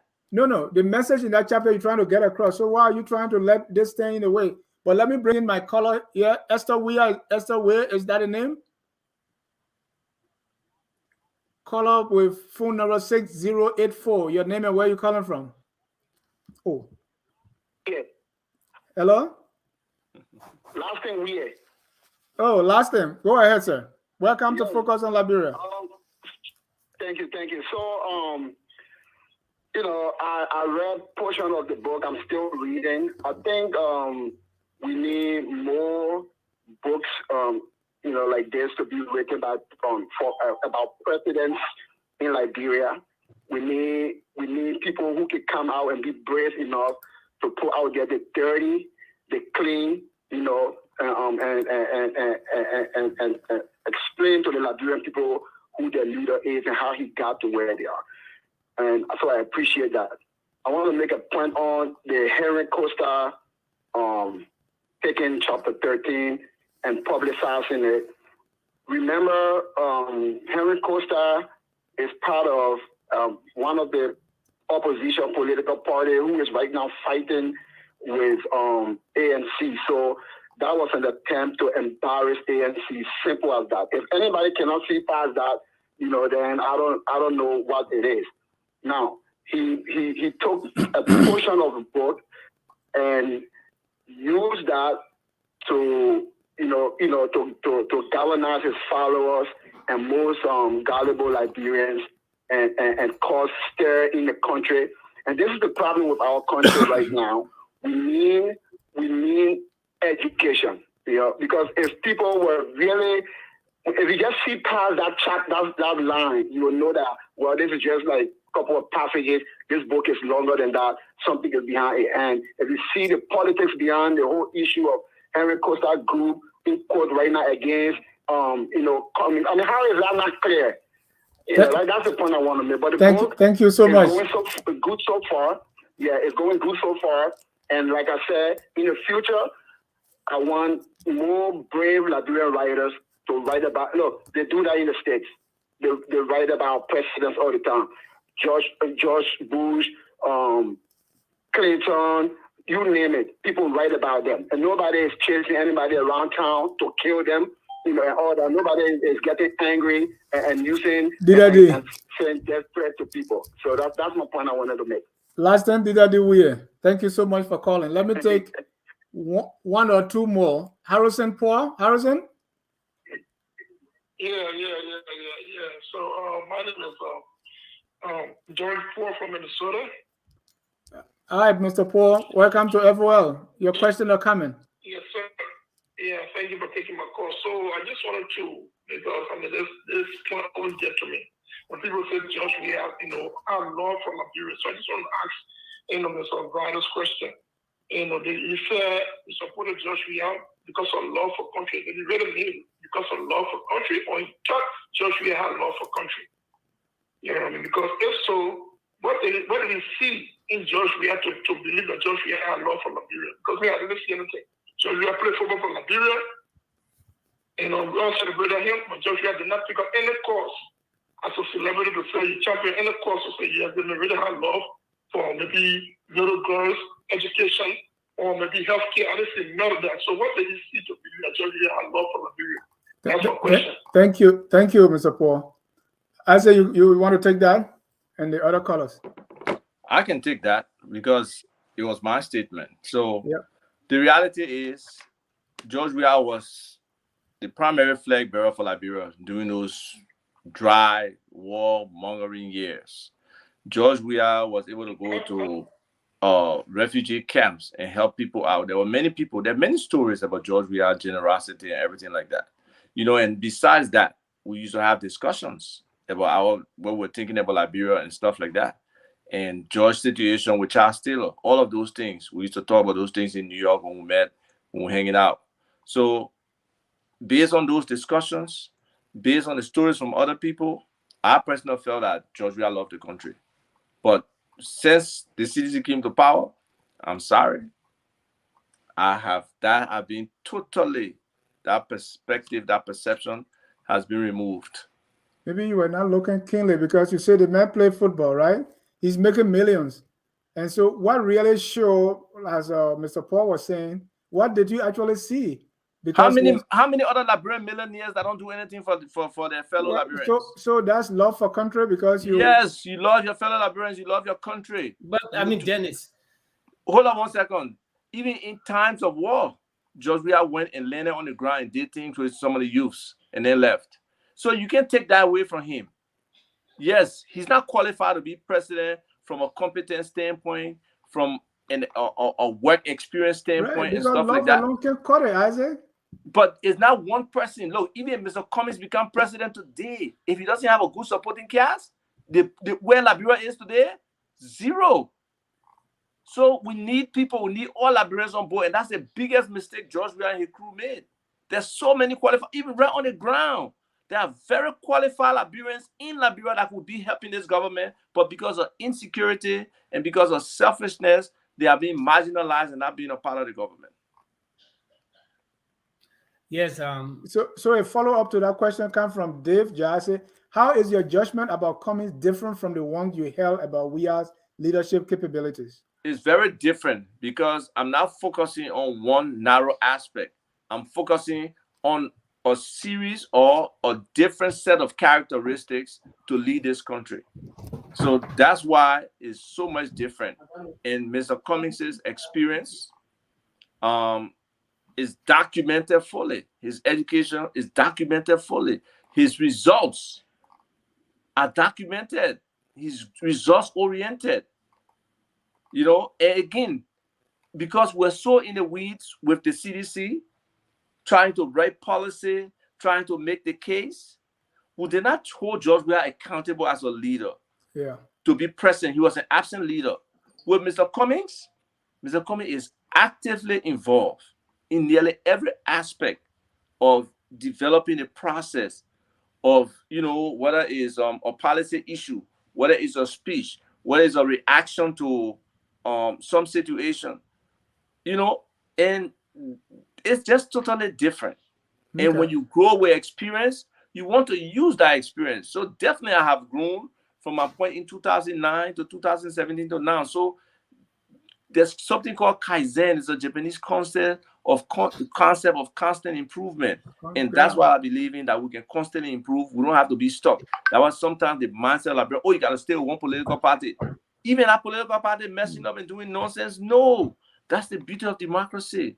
You have the option and you have choices, you have rights. So more of our people need to understand this stuff. Gentlemen, please forgive me. I have so many callers. Let me just take. No, Dennis, I got to get off. Yeah, let me take Desmond. He's calling from overseas. Desmond Tutu Finlay. And then I have one sedition here to who I know. All right, we'll take those 2 calls and then we'll call it a day. Desmond, you're alive. Yeah. How you guys doing? Thank you for having me. What's up, Desmond? Hi, Professor Clarke. How you doing? The issue I have here is, like, first thing I want to tell you guys, thank you for writing this book. My issue here is the selective anger as it relates to Liberians. We always do this nonsense, right? You're mad at Alva for writing the paragraph that you wrote in the book, which is understandable. I get that. Word, language used, wherever it is. But you can't say you were mad at Alva if you brought up the instance of the guy that made a comment.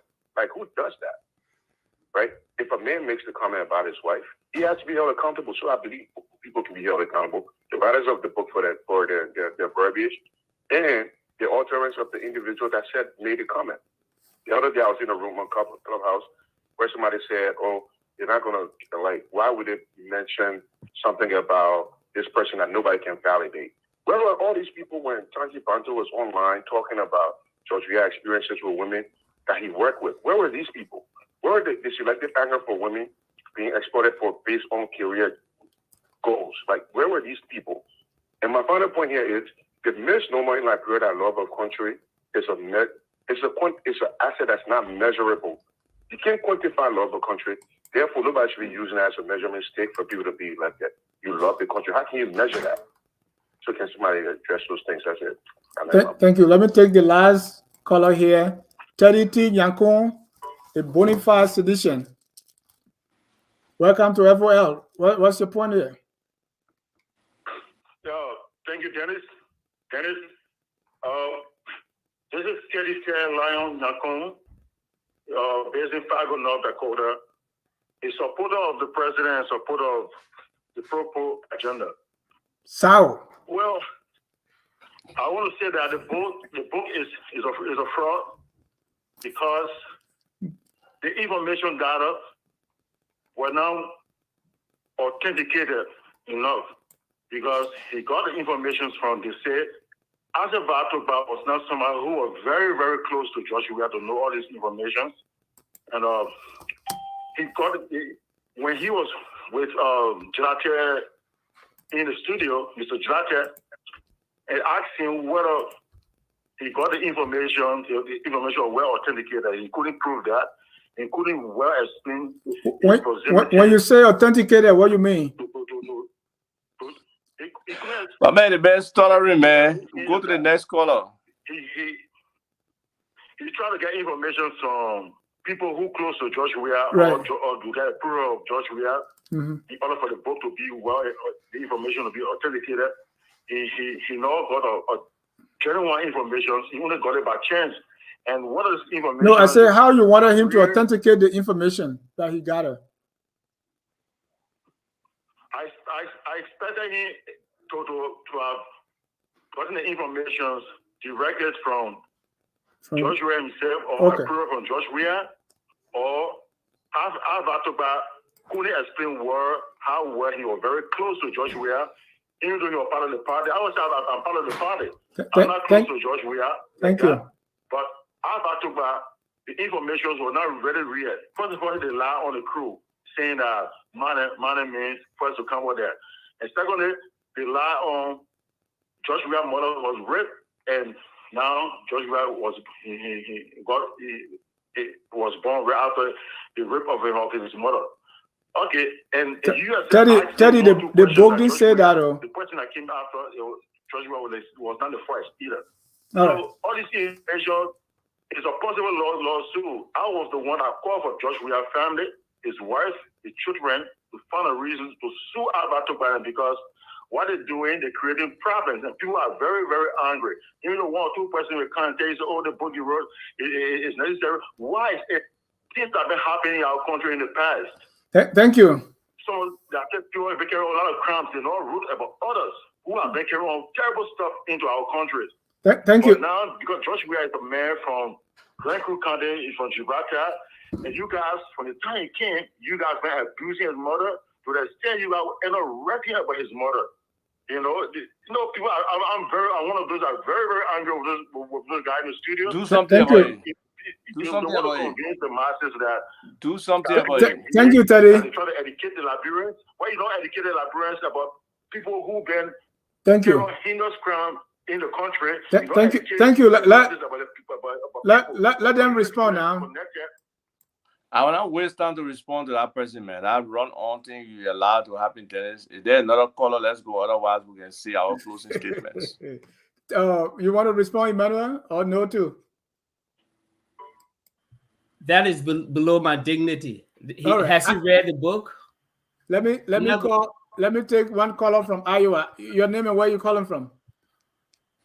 Oh, my name is Cyrus Swin, and I have a question for Ava. Quickly, and please. After that question, I will give a follow-up.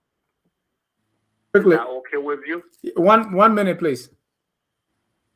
Yeah, Ava, after President Weah took office, were you actively seeking job?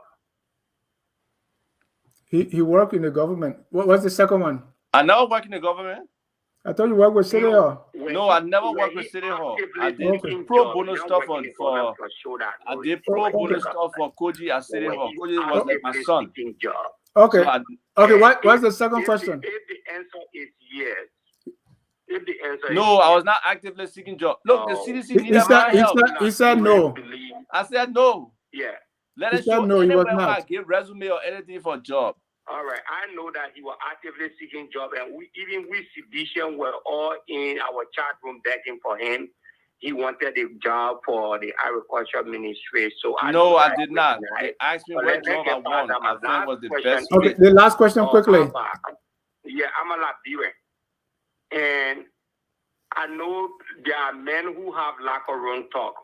Everybody can say, "Oh, that's what Liberian men does." But I have never met any Liberian man. He can say all what he want to say about Liberians men. I have never met any Liberians men or Liberian. But man, you can even pronounce the name of your country right? I don't know about you guys. I don't know who all you guys friendly with. Thank you, Sarah. I've never met any Liberian man. Thank you, Sarah. Let me take my last caller. His wife at home with friends. Thank you. Men discuss girlfriend. Men discuss other women. Yeah. But why you guys? Sounds you should be ashamed. You should be ashamed by your statement. Thank you, Sarah. Let me take my last caller. We are out of time. Our last caller is that John Gonglo. Your name and where you calling from? I'm calling from Cedar Rapids, Iowa. Your name, please.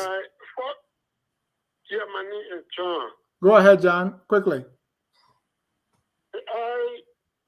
For me, what Ava Koli did, I consider them to be a messenger delivering the message. So I don't see any reason why people should get angry with a messenger instead of the person who sent a message.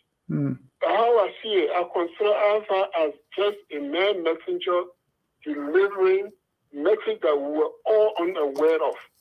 Thank you. But I have a question. Quickly, sir. My question has to do with a love for George initially, just on the football field, because he played football, he went to rehabilitation and helped few people. And now he has come to regret that decision. I am again in love with Alexander Comey. Reason being that Alexander Comey had worked for maybe international organization. But we realize that Liberians who work in the United States sometimes go to work on terror, but by the time they reach your RIA, then their work habit change. There is no record showing Mr. Comey working in Liberia where he was not implicated in corruption.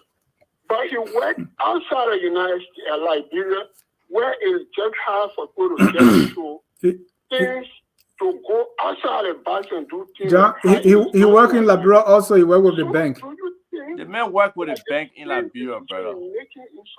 The man worked with LBDR Bank in Liberia. Thinking that you made for Weah and you regretting about it today? Thank you. We asked him that before. Isaac, yes. They said that you again, oh. That's the question. Yeah. Well, I'm always the person again, right? So it's not a problem. The reality is is between Cummings and Weah when it comes to competence, when it comes to capability, when it comes to vision, when it comes to exposure, when it comes to work experience, is a vast difference. It's two different, totally different scenarios that is not even comparable. So, people waste their time trying to use an analogy that, and let me make it clear, there's nothing like love. I left Weah for the Liberian presidency. I supported the CDC. He was the RAF for the CDC. I share Mr. Cummings' vision. I share most of his ideas. I believe he's the best choice. But that love thing there, stop just abusing the word love. Let's use the right terminology in these instances. Yes, people who are caught up with stardom, and that's one of the problems. We do hero worship. We do pay homage. We do the sycophancy thing. Too much in our culture. We need to start to be our own people. We need to start to have mutual respect for people based on substantive reason, not just idolation or idol worship. So it's just important. And the message that, other people just recently said, Dennis, the Liberian women who are pretending all this outrage, they should be talking to George Weah. The authors did not know anything about Clarke Weah in that respect. Yeah. The information was given by people who were close to George Weah. They said he shared the information. They said there's no proof he said it. That's their okay, but they can say that. They don't know who we talk to. We're not gonna argue with people who are ignorant or something. I passed that stage long time to argue with somebody who doesn't know, who hasn't even read the book, not even a paragraph in the book. So we can't argue with those people. They can hold that opinion, that's fine. If I show them proof, I play recording, we say that George Weah voice, we play around with the voice. So what's the point with dealing with those people? Those people are fanatics. And Dennis, I know you know what the definition of that word is. So we're not trying to change those people's mind. What we're trying to do is to educate the general public who are willing to learn on some of the issues we face as a culture, on the story of George Weah. Let people be able to look at it and take the positives and leave the negatives out. We don't want our young men to be loosely discussing women. No. We don't want our young men to be insecure and having attitude with other people unnecessarily. We don't want our young men to be transactional, like Emmanuel said. No. We are trying to see how we can move the mindset, move our culture forward, move our people forward. It's not an easy thing. Change is not easy. Some people are so deeply entrenched in what they have done, that changing is not even a possibility for them. And we understand that. Thank you. Let me read this long comment and then I'll get your closing comments. Francis C. Wilson. Guilt by association is the reason why it was necessary for Mr. Cummings to dissociate himself from Isaac professionally. It was expedient of Tukpah to resign immediately and respectfully. This a picture of maturity, grossly absent in our society. Has told in chapter 13, you, Dennis, Anthony, and for different reasons, Costa, are personally responsible for the drama behind this book because of all the salivating over chapter 13. Emmanuel and Weah, you people owe these three people money. So that the part you wanted to read, Dennis, that will owe you money. I didn't see the money part until I put it there. So Dennis, what were you saying about the book before? Well, I mean, this is my first time hearing that you were so involved in commentary about the book. What were you saying? What? No, I was asking the questions. No, I'm talking about before. This person seemed to indicate that you have some. Oh yeah, we had a discussion here about the book, and it was basically about what happened, what was the outrage about, and I tried to ask people specifically in chapter 13, what is it that one guy said is horrible. I asked what is horrible about it. He really couldn't pinpoint. And I believe look, nothing in that chapter is horrible. It's descriptive. I have a different take, a different criticism on the book, and not what most people are saying. But I will hold that for now. Thank you. Okay. All right. Be free. We are open. We are reasonable people. I'm going to take your closing comment, but before I do that, let me remind you that on Saturday we have the Hour of Politics. Benjamin Kofa Fanien will be hosted by Mr. Anthony C. Sunday, we're going to begin our series on Black history, and we're going to be defining what history is and give a case study. You don't want to miss it. Gentlemen, thank you so much for coming. Let me get your parting comments, and I want you to just summarize everything, your general, what you try to do, if you feel that you have accomplished what you set up to do, and what's the way forward, what you do, where you go from here. And Emmanuel, they say you made Isaac to lose his job, so you can speak to that too. I'm kidding. Isaac, thank you for having us on this program.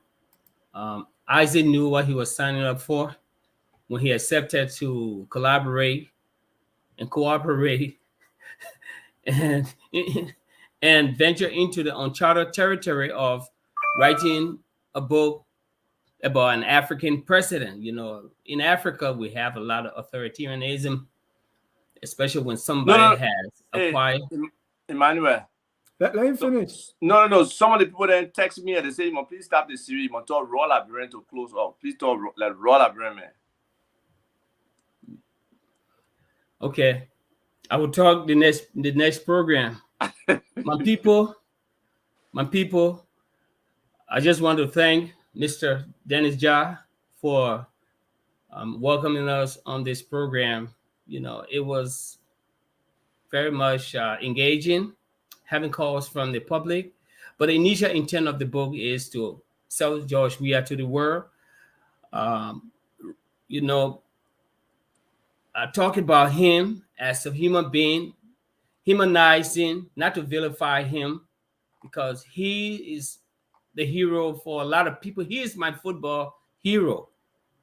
But when it comes to politics, doing the research, a lot of his friends, politicians, even Emmanuel Weah, he told us that he said George Weah was not ready to be president then, and he's still not ready to be president now. He told us just before he died, I think he told us in 2021. He told me in 2021 when I interviewed him in an email. So, but he's the man we have. When he came to power, a lot of people have hope. It was their hope that George Weah would transform Liberia into the country that it ought to be, and shouldn't leave it as the country as the country that he inherited from past administration. But this book is more than chapter 13. That's what I want to tell people. The book has history, Liberian history. Dennis, you just came across one or few of them. It goes back to U.S. exploitation of Liberia. It goes back to even from Barclay to Tubman. This book is rich. It's more than George Weah, but we had to tie and intertwine, because George Weah's story is, when I say it's like the larger Liberian story, Isaac Tukpah gets upset with me, but his story is beautiful. We crafted it. It might not be perfect. Nothing is perfect. We all work towards perfection. So I just need people to read the book. Get the book. It's coming on Kindle. It's coming on Apple Book, Barnes and Noble, Kobo, and all e-readers. I mean, by tomorrow, Kindle is going to carry it. I need people to just read, analyze, and make your own judgment. That's Thank all. you. Thank you so much. Let me hear from Mr. Isaac Tukpah. Yeah, thank you, Dennis. I really appreciate you giving us the opportunity to come on your platform. It's been an interesting engagement discussion. I just want to caution the women who are so outraged at what has happened that they should look at this. And we are simply writers. We are simply messengers. We are simply people who did research and brought information to them. Some of them may be, upset with the description, but let them look at who said what. Okay, nobody talked about Madam Clarke Weah. It was the president himself who did it. He shared with people, and people around him know that. So this outrage, they should look at it, from that standpoint, that is not of any substance. It's not real. The major issues that are facing our country, the rape, the sexual and gender-based violence, the level of impunity people operating with, the sex for grades, the sex for position, the sex for promotion, how should I say it? Like little girls are deprived of going to school because they make them breadwinners early. They got to go and sell. Sometimes the differentiation between boys and girls, the quicker families will quicker send their boys to school than girls. We have to ensure that our female population is empowered both mentally, academically, economically. We need that. And that fight has to be there. When men abusing women, we need to stand for them. So we understand that some people may have some misgivings, but this book is a history book. This book catalogs and documents the life of an icon. And people need to see in that respect is aligned with historical happenings along his lifeline. So people should understand that. So hopefully they will buy the book, they will read the book, and be able to understand where we are coming from. Additionally, some of those who may not be able to get the book itself, the physical book, they can get it online. They can get it, the ebook, and be able to, understand the story better. So Dennis, thank you. We can come back another time maybe to discuss in more depth. But we are not intimidated by the noise. Our life has been threatened. While we're in Liberia, there were some threats that came after the fact that we're just getting to know some of now. So, overall, I feel good to be here. Thank you. Sometimes life, it can be fleeting. Many people have died in Liberia or investigation. So when I'm not equally armed like other people, I'm not going to act like overly brave. Am I brave? Yes, very brave. Will I take risks? Sure. But I will not be stupid. So that's the reality, and we are here. We'll continue to push the issues. Right. We'll continue to, work with as many groups that support the issues we are concerned with as possible, and hopefully we can start to build a better Liberia. Thank you. Thank you so much. We will bring you back to talk specifically about the politics around this book because we saw you running away. So we'll talk about that when you come back. Today was mainly about the book. Before No. Let me correct Dennis. Before we even go, you never saw me running away. I wasn't running away. Okay, yes, we saw you coming back. Yeah, I left the country. Yeah. Yeah. Ava, I mean, you were building you were kidnapped. That's why that now I reported to the State Department. They don't know what went into getting you back from your kidnapping. People don't know. They kidnapped you, and we're building a case against the Liberian government for kidnapping and, unlawful, imprisonment. So that's a serious crime. Internationally, we're going to fight it against the government of Liberia. Thank you so much. Okay. Gentlemen, I want to appreciate you for coming. Definitely, we want to have you back to talk more about the book. And Jackie said we should skip chapter 13 and talk about the history and other things in the book. But thank you so much. We want to thank our viewers also for staying here with us, and even those who are going to watch later. We want to remind all of you that if you want to send money to your loved one in Liberia, don't forget, use Cash. All right, folks, you can get the app from your Google Play Store or your Apple App Store. Until then, from all of us here at Focus on Liberia, we want to always end with our song that says, we are all Liberians.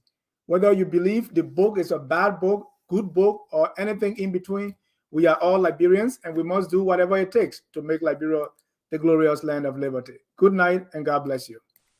We are Liberians. Liberia is our home.